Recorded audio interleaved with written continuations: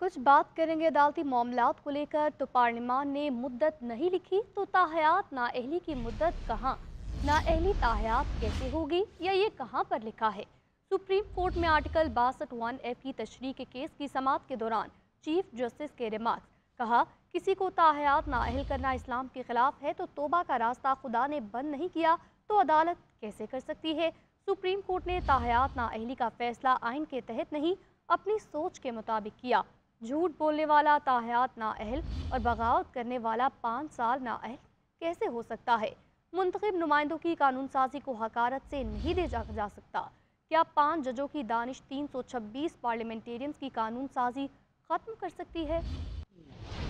अदालत उज़्मा में ताहयात नाअहली केस की समाअत। चीफ जस्टिस ने रिमार्क्स दिए कि नाअहली ताहयात होगी, ये कहाँ लिखा है। एक इलेक्शन में कोई ग्रेजुएट ना होने पर नाअहल हुआ और अगली बार ग्रेजुएशन की शर्त ही नहीं तो अगली बार नाअहल कैसे होगा। मुजरिम सजा काट कर इलेक्शन लड़ने के लिए अहल हो जाता है। वकील खुर्रम रजा ने मौक़िफ़ अपनाया कि पार्लिमानी बहस में तस्लीम किया गया कि 62(1)(f) मुद्दत पर खामोश है। अदालत ने सिर्फ 62(1)(f) की तशरीह करनी है, जिस पर काजी फाइज ईसा ने कहा, नाअहली ताहयात का उसूल तो समीउल्लाह बलोच केस में तय किया गया। अगर हम समीउल्लाह बलोच केस और सेक्शन 232 दोनों को गलत कह दें तो नाअहली तो एक दिन भी नहीं रहेगी। कोई सच्चा है या नहीं, ये उसूल तो ट्रायल के बाद ही तय हो सकता है। चीफ जस्टिस ने कहा कि नाअहली की ये शक़ें एक डिक्टेटर ने शामिल की, मुनाफिक काफिर से भी ज्यादा बुरा होता है। आमिरों ने सादिक और अमीन वाली शर्त अपने लिए क्यों नहीं डाली। वकील खुर्रम रजा ने आईनी तरामीम का हवाला दिया तो चीफ जस्टिस ने कहा, रहने दें, तरामीम भी गन पॉइंट पर आई। कुछ लोगों ने कहा, चलो आधी जमहूरियत भी आमरीत से बेहतर है।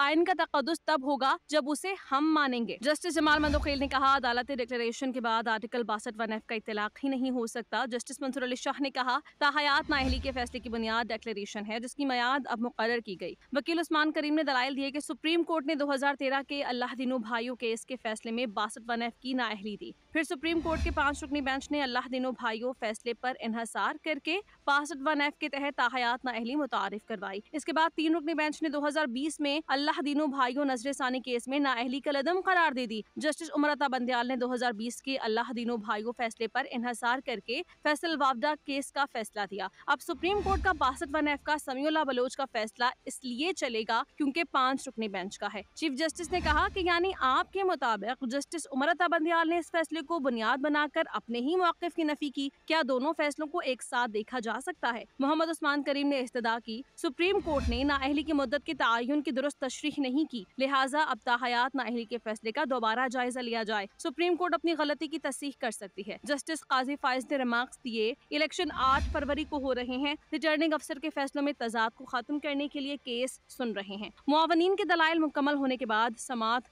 जुम्मे तक मुलतवी कर दी गई।